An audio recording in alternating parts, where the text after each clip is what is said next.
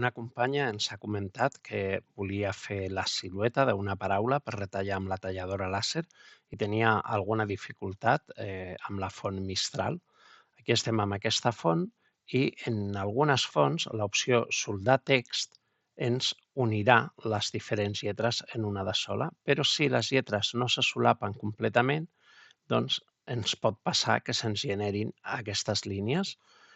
En aquest cas, aquestes línies podrien fer que això se'ns trenqui fàcilment. També tindrem algunes lletres que ens poden quedar separades. Desfarem i veurem com podem solucionar-lo d'una forma més o menys ràpida. Un truc pot ser reduir la distància entre lletres.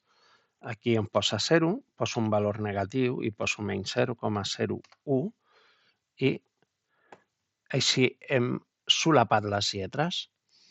Si ara soldem el text, ara sí que les tenim unides. Queda aquesta unió, que no és potser la més bonica i desitjable. Si volguéssim, podem venir a nivell de nodes a editar-lo.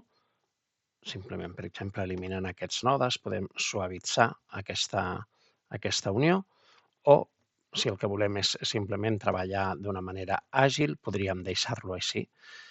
Ara ens trobem aquesta M, està separada i la volem unir. Per poder manipular aquests trajectes hem de descomposar-los. I ara aquest trajecte ja és independent d'aquests, però hem de tenir en compte que aquest d'aquí també és independent.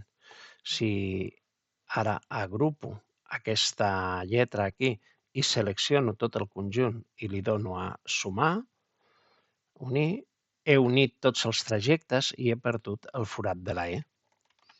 Per això, simplement seleccionaré la M i seleccionaré aquest trajecte sense seleccionar el de la E. Ara faig la unió i ja tinc a punt per tallar la paraula.